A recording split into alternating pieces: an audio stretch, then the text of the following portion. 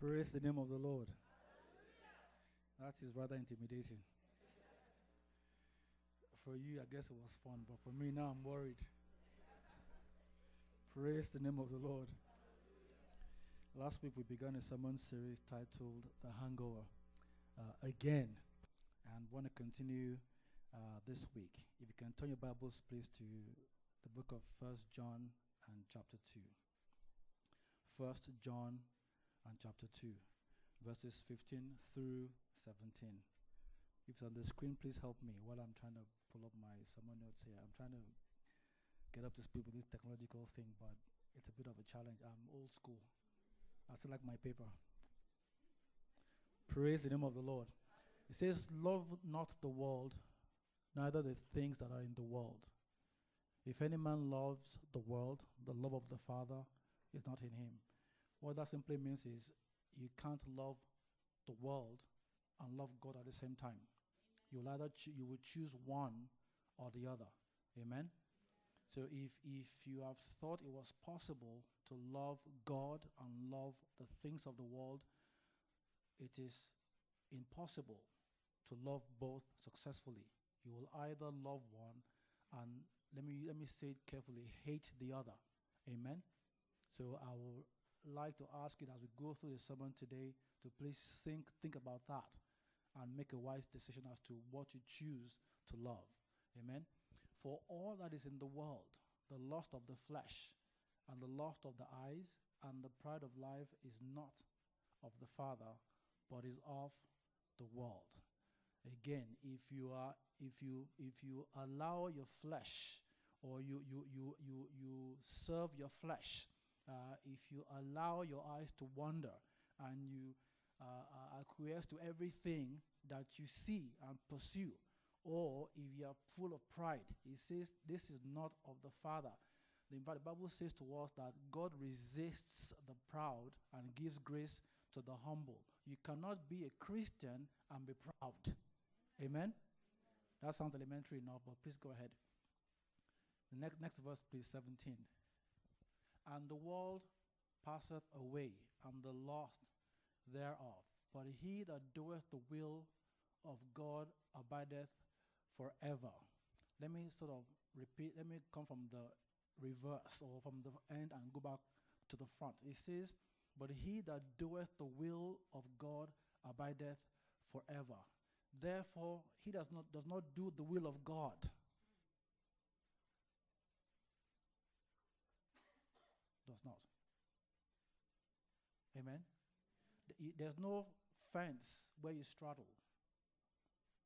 Does that make sense? There's no middle ground where you can do the will of God or you don't do the will of God. You're not pleasing the devil either, but you're sitting on the fence, so it's all good. Does that make sense? There's no fence. If you're not doing the will of God, you are doing what is opposite. And if you do the will of God, you abide forever. If you don't do the will of God, you praise the name of the Lord. I think this is elementary stuff, so I'm just doing like a 101 revision. Amen. And last week we began, Pastor did an amazing job of walking us through the first part of those three things that the writer uses to describe what is the love of the world. It talks about the lust of the flesh, the lust of the eyes, and the pride of life. And last week we discussed what is the lust of the flesh. Today we want to look at what is the lust of the eyes, and to look at it from the hangover or the consequence of what happens when you allow your eyes or the lust thereof to lead you or to guide you. Amen? I want to preface this by sharing, and I don't know how many people have seen this movie. I won't spoil the movie for you if you haven't seen it, but even if I tell you some story, I think it will still be, there will still be enough suspense for you to want to go see the movie. Amen? A movie came out, I think, earlier this year. I'm not sure. It was a movie by Tyler Perry called Temptation. Yeah. Oh, great. Okay. So I saw the movie just I didn't see it. I just saw it about, I think, middle of this week.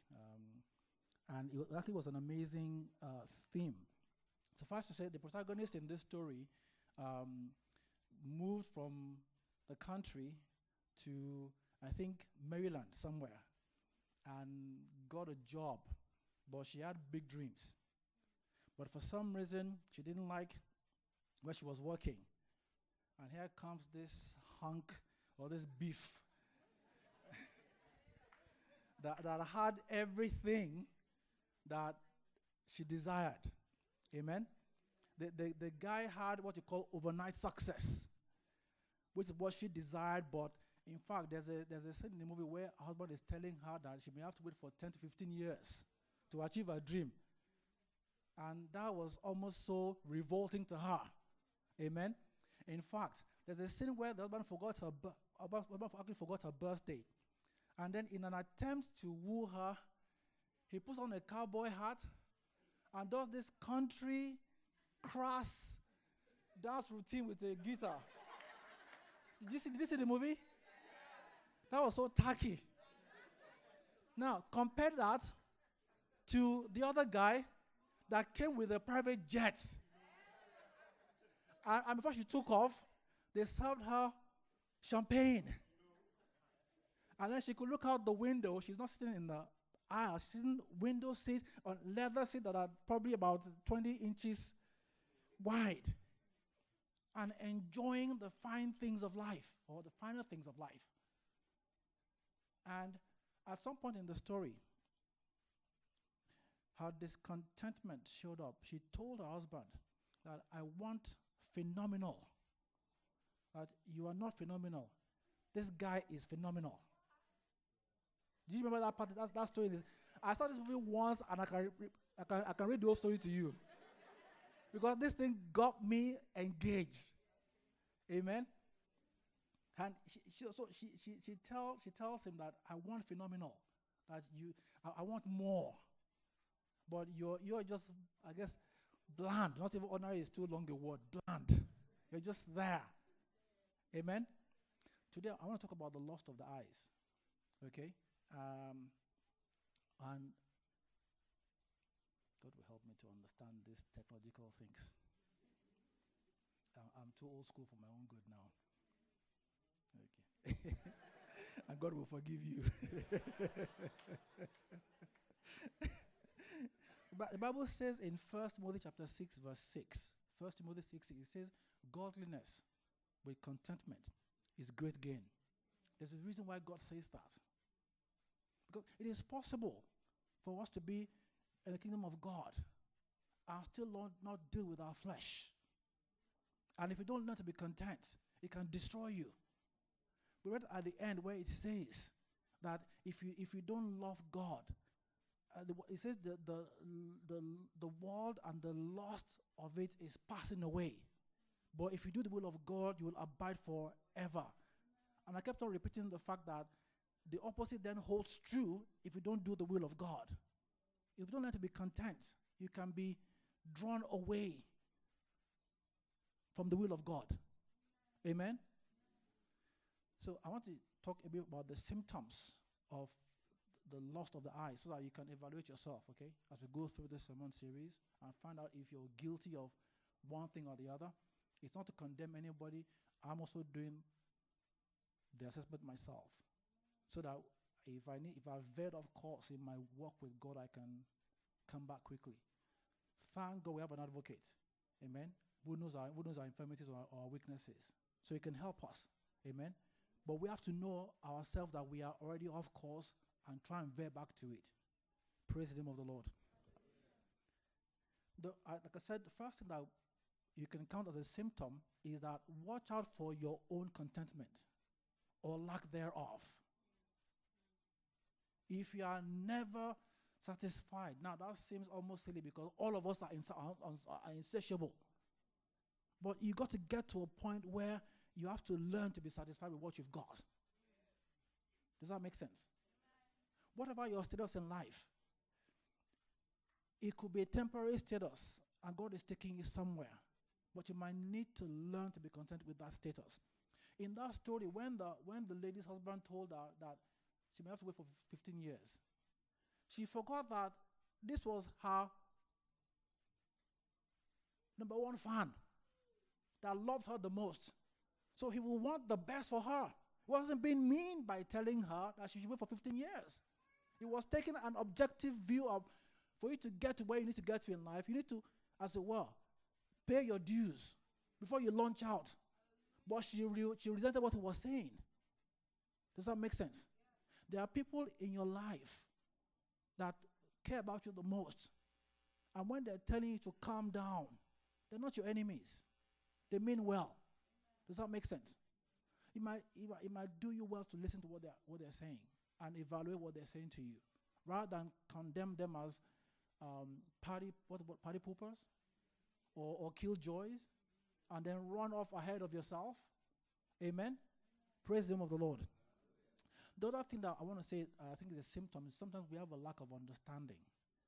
We have a lack of understanding. We come into the gospel and we have this desire, this understanding, or this wrong idea that God simply exists to give us everything we want.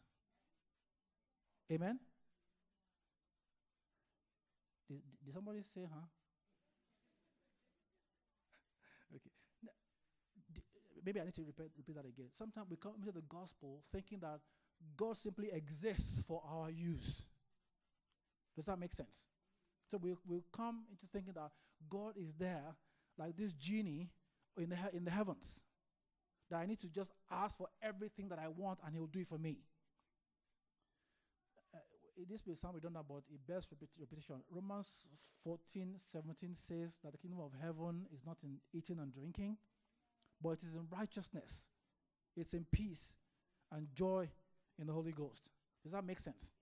Something as simple as that this is what God's kingdom is all about. The things that you get, those material things are a byproduct of our journey with God. Amen? They are not the focus of the journey. So if you come into Christianity and make that the focus of the journey, you are already suffering from the loss of the eyes. And you run the risk of being derailed. Amen? And thirdly, for the sake of time, I will say, yes, on Wednesday we had a Bible study. We talked about money. And we said the first thing that people often don't address in their attempt to be financially independent is the fact that they don't learn what you call self-discipline, or they don't have self-control. So they do a budget, okay? And I shared how I've worked with clients who can spend 3-4 months putting together a 12-month budget. And by the 5th day of the new year, the thing is useless. Because we failed to address the boss's impulse. You can't put that on paper. Does that make sense? You can do the math on paper, but you can't put in paper your boss's impulse. You can't quantify it. So just that one character flaw can mess up 4 months worth of work. And I've seen clients that we will sit before board meetings and lay out this wonderful plan. And by the next day, we've gone off tangent. And so we spend the rest of the year explaining variances back and forth. The same thing with us as believers. If you don't learn self-control, the lust of the world, whether it's through the eyes, through the flesh, or the pride of life, will overtake and consume us. Does that make sense? So you can come to church, and I was amazed at the worship this morning and how the worship went on into a time of intense worship. And you can leave these doors right now and revert to your old self. And the thing you refuse, that while you were in worship and you were worshiping God, you heard the Holy Spirit say to you, Taiwo, that character flaw, I need to address it now. I need to actually focus on it and spend time fixing it. But I heard money. Oh boy. And that was more interesting than what the Holy Spirit said to me personally. And so I go out there and I look for money. In fact, we were sharing on Wednesday how if you watch some of these gospel channels, what you see, somebody will tell you that you'll get a check in the mail for 50 grand. And there are people giving testimonies how they just opened their mailbox and they pulled up a check. Praise the Lord. And people are happy. But nobody ever asks the question. The guy that got in the mess, what is he doing to fix his own character flaw? That's relevant. God is just this stupid genie in the sky that just gives you money because you need it. Does that make sense? No, it doesn't matter your flaw. He's just going to send you the money and you'll spend it. And then you come around again and cry again for another check. Amen? Praise the name of the Lord. Okay, so I just wanted to lay out those. So I want to say this. In the movie The Hangover, it was about these 3 or 4 men on a bachelor's party, I think it was, went off to go get drunk. One of the reasons, or where people get drunk, one of the things that they don't realize, most people don't go out to say, I'm going to go out today and get drunk. Some people do that, but habitually, some people do that. They plan to go get drunk, so they know and they get wasted. But most people tell themselves, I'm going to go and drink. When I finish, I'll go home and sleep. And somehow, they end up killing somebody on the street. The reason is because when they were drinking, they were so sure they were in control of themselves. And that is the biggest illusion of all. They are so sure that they are in control of themselves. And so I can take the second or the third or the fourth or the 5th bottle and everything is fine. I'm still chatting with this person. I'm talking. Everything is fine. I can mark that girl that I wasn't able to mark last week. Now she's all ooey-gooey about me and everything everything is good. So they get behind the wheel and think I'm in control. Before you know it, look up in the next morning and I'm wondering what just happened. And they're in handcuffs. And they don't remember hitting. They remember some shaking or some funny sound, or they felt like they hit something, but didn't know it was a human being. Praise the name of the Lord.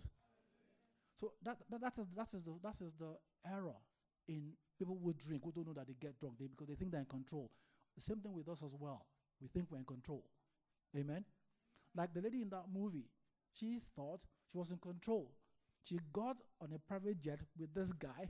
Now, before they got on the jet, they had been having this unsavory conversations that she had begun to see herself get weak at the knees. And rather than pull back, come on now, I can handle this. And she continued until I wanted to kiss her. She was like, no. It was too late. It was too late. And so, what exactly is the hangover? What is the consequence of? Let me try and define what loss of the eyes is again. If you haven't grasped what I'm saying, it simply means this covetous attitude. Amen. To be covetous, to have this there's this inordinate affection for material things. You see it, you just have to have it. Amen. It doesn't matter. It could be even a career that you love. There's a right time to become self-employed, but there's a time to serve somebody else and learn the tools of the trade. When you become an expert, at the right time you go out and launch out on your own. You don't graduate today because you do 1 year internship. Tomorrow morning I'm going to launch my own business. Is that how they do it? Forgive me, Nayam. Praise the name of the Lord. So here's the hangover, or what I would describe as the hangover. The first time oftentimes happens is people get derailed from following God. You get derailed. So here's this, let me find something that's shiny. Somebody is waving this nice in front of me and I'm following it, and oh, it's so nice. The thing leads me astray. Before you know it, and I'm hooked by the thing. And I've lost. And now I was going there to begin with. I was about to have a destiny moment here. I meet with God or somebody here that will play a role in my life. But I started the journey somewhere here, and then they bought this shiny thing. And somebody somewhere led me to the point where all of a sudden I'm here. And I'm going up because I'm pursuing this thing.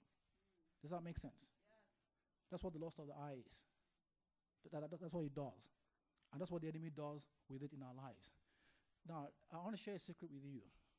I don't know if you realize this story in Matthew chapter 4. I'm skipping ahead of myself here. And the same thing is echoed in Genesis chapter 3. The devil came to Jesus and to Eve in Genesis chapter 3. But I want to focus on the Jesus' experience.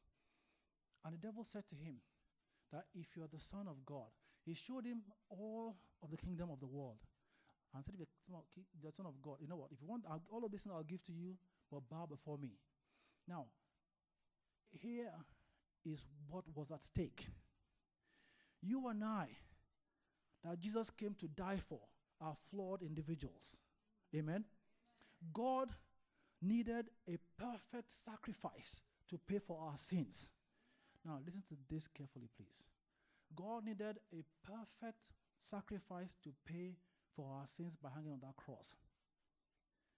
Can you imagine what would happen if God the Son had fallen prey to the enemy's temptation, and because of what he saw, he bowed to the devil? It meant God himself can no longer die for us because he himself is now flawed. It's a hopeless thing. It's hopeless at that point on. Because God, the Son himself, they're called three in one, correct?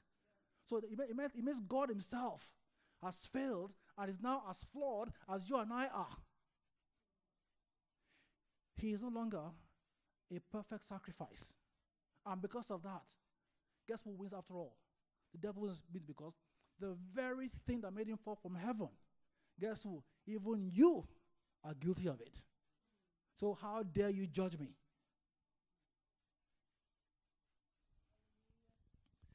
Praise the name of the Lord.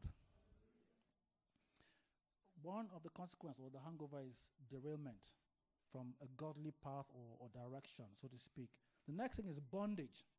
Not only do you get derailed, you get into bondage. In that story, what happened? If I can, spoiler alert. Yeah. If I can tell you the end of the story, the lady gets so entangled with this gentleman and ends up with HIV.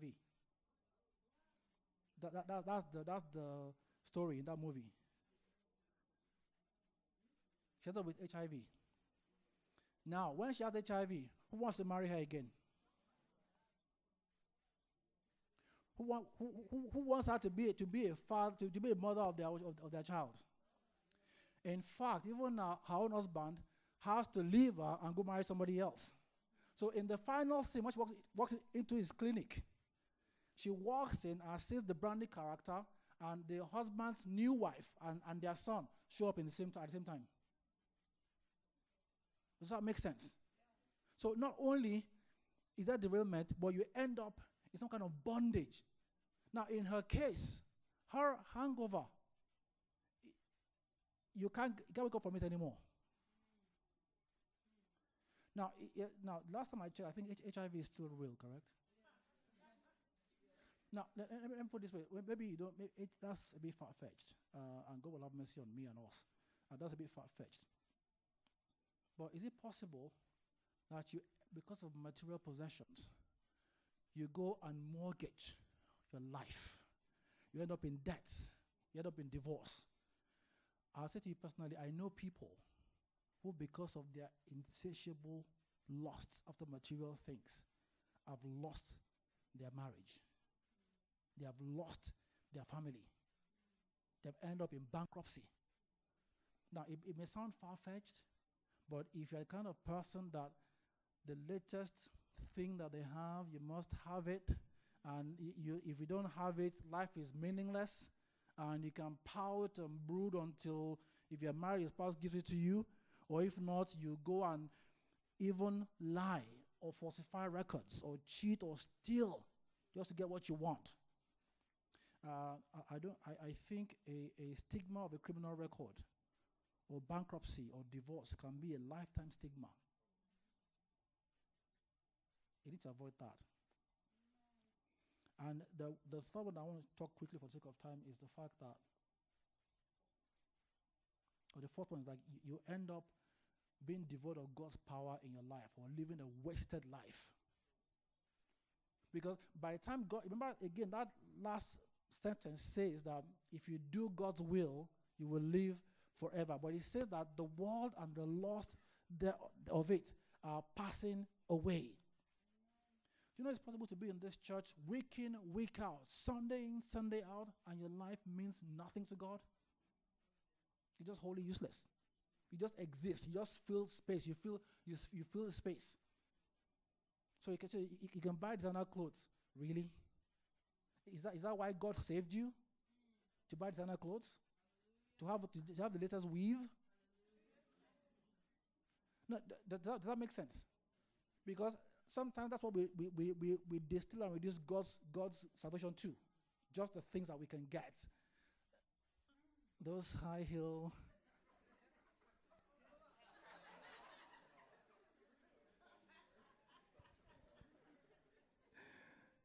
Amen.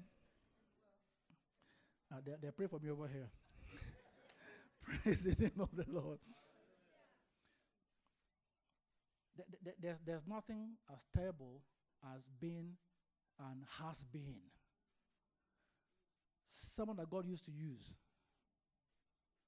You can relish how God used to use you in 1965. How back in those days, when you first give your life, God used to use you powerfully. But now your life is just wake up in the morning, go to bed at night. Wake up in the morning, go to work, go to bed at night. Wake up in the morning, go to church, the same thing, and your life means this much to God. That is the hangover. That oftentimes is very difficult to wake up from. But for the sake of time, there's an antidote to all of this. Acts chapter 3 verse 19 and 20, I believe, it says, repent and be ye converted, that your sins may be blotted out, so that the times of refreshing may come from the Lord. Amen? I want to ask you this morning, if you have found yourself, Acts 19 please, not 20, Acts chapter 19, thank you very much, that's what it is, Acts 19. You need to return home. Return to your first love. Amen? I've said it all at the beginning that please just go, as we go through these points, just take yourself and compare yourself to these things. And if you have found yourself being captivated or being consumed by the lust of the eyes, you can come back to God. Amen? Come back home. Amen? And not only that, you need to learn to appreciate where you are, like I said earlier. And finally, you need to learn to evaluate what is your motivation for seeking God. You need to evaluate the motivation for seeking God. I said it earlier that the kingdom of heaven is not in eating and drinking, but in righteousness and peace and joy in the Holy Ghost. If you don't get that peace right, then the enemy can come, as it were, like he did to Eve, and told that fruit is pleasurable to the eyes and it's good for food. Amen. And it's there to make one wise. And then it tells Jesus as well that, you know what, turn this stone into bread. Not only that, I'll give you everything that you see. And better still, just jump and invoke the power that God has given you. You will land like Superman. And not hurt yourself. Amen. Have I said anything to you this morning? Praise the name of the Lord. Let us pray. I feel as we're praying this morning, and PF came and began to talk about what God is doing, and for us to pray, to ask God for things, and then they will talk about the money. I also felt impressed in my spirit that if by any chance you've sort of found yourself in a mess, you're going through a difficult experience, and you know what, I'm going to stand there as well because I won't be the one praying. If you have found yourself lusting after things where you've got you ensnared, it's got you captured, and you can't seem to get out. You are now caught in this cycle of you're committed to some debt here, or there's something that's holding you bound there, you're not free to worship God anymore. Can I ask you to come out this morning? If you're in that position, please come out. You feel you're ensnared in something. That it began like a great dream. I'm not saying that lost of the eyes doesn't necessarily mean you're chasing after something that's bad. To have $1 billion is not a bad thing. But if $1 billion has you, we have a problem. Amen? So if you're in that position, please come out this morning. Let's pray. They said this morning that there's a tangible, powerful presence of God in this house today. Just come out. Don't even look at anybody. This is not about. This is about me being free to worship God now. I want to get back to that point where nothing has me held bound. Nothing has me in bondage or in captivity. Just come on. Let's pray together. I'm joining the line too. And Pierre is going to pray for all of us, because I know I have to deal with this thing this week in my own life, of how things are possessing me rather than me possessing things.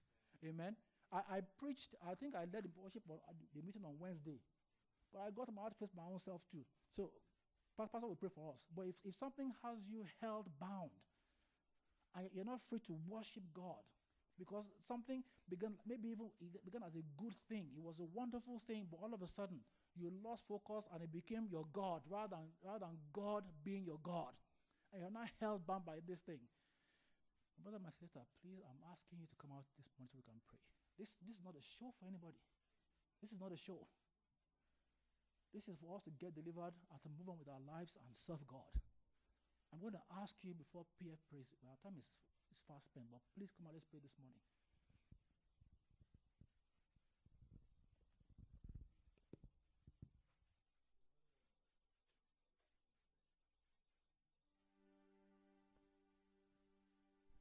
If there's anyone else that is sitting here, that is sitting in the congregation, you're bound with debt, you're in bondage to habits and things that you want to be delivered from, I believe sincerely that the power of God is here. The power of God is here. This is not about anybody. It doesn't mean anything what anyone else thinks. What matters is that you are set free. What matters is that you are not tied to the things that you see. You're not driven beyond the grace of God. You're not being pulled and enticed like a rat with cheese. Heavenly Father, we thank you and we bless you. Father, we give you praise. Father, we come before your throne of grace and mercy. Father, we come that we may obtain grace and mercy to help us in this time of need. Father, we know that you are here. We know that your power, your presence is here. So Father, we pray for all your children. Father, this morning you showed us chains falling from hands. Father, the Bible says even the lawful captive shall be set free. The Bible tells us that when we turned again, when you turned again the captivity of Zion, we were like them that dreamed. Father, we know that you are a bondage breaker. You are a slave deliverer. So Father, we pray for all your children this morning. Father, from everything that holds them bound, loose them in the mighty name of Jesus. From every bondage and oppression of the enemy, loose them in the name of Jesus. Father, let the doors of prison open of their own accord. Let chains fall from hands according to your word. Let mountains of debt be made as a plain in the name of Jesus. Thank you, Father. We bless you and we give you praise. In the mighty name of Jesus we pray. Amen. I have a word for all of you here. All of us. Go and sin no more. Whatever it is that has held you, when you go home, when the temptation comes again, don't give in to it. For those of us who have racked up debt, don't spend a penny you don't have again. For those of us who are dealing with habits that we know we don't want to be dealing with. Stay away from the trigger points. Stay away from the trigger points. When you see the cheese, don't follow it, because there's a trap behind it. I believe in my spirit that the Lord has set you free. I believe that He has set you free. Don't ensnare yourself again. Amen. God bless you. You can take your seats.